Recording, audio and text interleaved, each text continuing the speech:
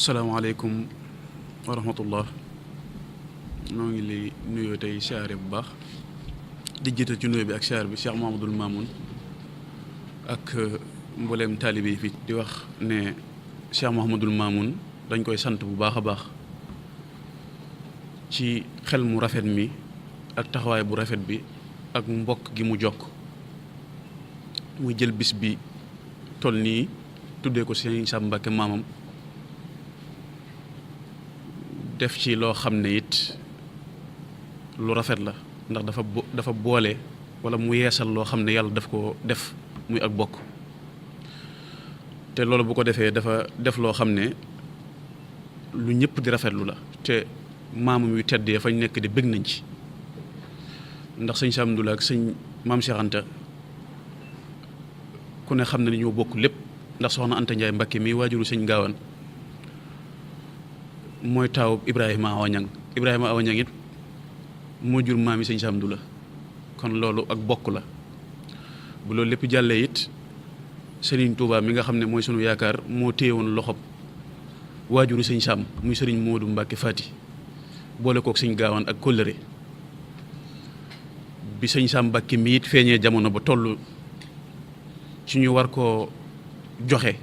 waajuru mu góor it da koo jël jébal ko sëñ Gaawaan nga xam ne sëñ Gaawaan a ko yar lu ne ci moom moo ko ci def kon loolu ànd bu yàgg la kon ñoo ngi sant bu baax a baax sëñ Mamoun ci taxawaayu rafet yi waaye di woote ñun foofu la ñuy taxawee mbooleem njabootu Serigne Sam gi di leen wax ne bis la boo xam ne ñu ngi ciy sàkku teewaayu ñëpp képp koo xam ne sëñ Sam moo la njaboote muy góor muy jigéen muy ab taalibe te bu soobee yàlla insha allahu rabbi dinañ ca taxawaay ba ca war danañ ca defit lañ ca war a def danañ ko ànd ak moom insha allahu rabbi bu soobee yàlla di ñaan sunu borom tabaraka wa taala mu yóbbu ñu ci bis ba ak jàmm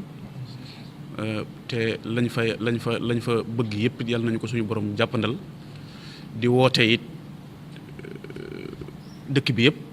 fii Mbuur nga xam ne fi lañ nekk ñun di leen fàttali bis bi di ñaan ñoom ñëpp ñu teew ci marche bi nga xam ne it moom lañ fas yéenee ànd insha allahu rabbi ñu ngi koy fàttali bokki taalibe bi yëpp ak jeunesse bi ñu ànd kook ñun ndax bis la boo xam ne ndaw ñi moom dañ ci am cër bu baax a baax kon ñu ngi koy fàttali bokki taalibe yi ci dëkk bi yëpp surtout jeunesse bi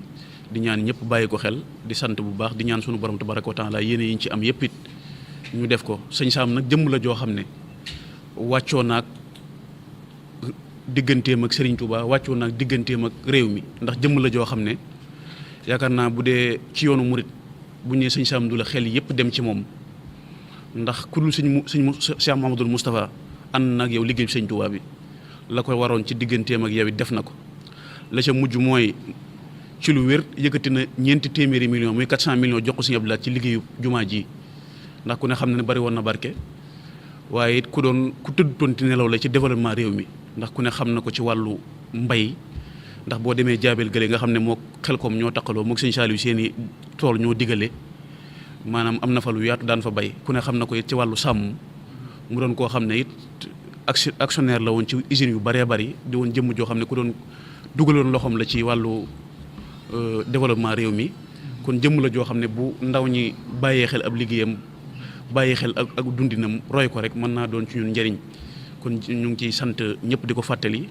di bàyyiloo xel ndaw ñi ñiñ sañ a soññ ci leen wax ne ñu gën a góorgóorlu ci rawi mag ñoo ñu gën a fàttaliku seenu dund noo ngi sant bu baax Cheikh Mouhamadoul Mamoun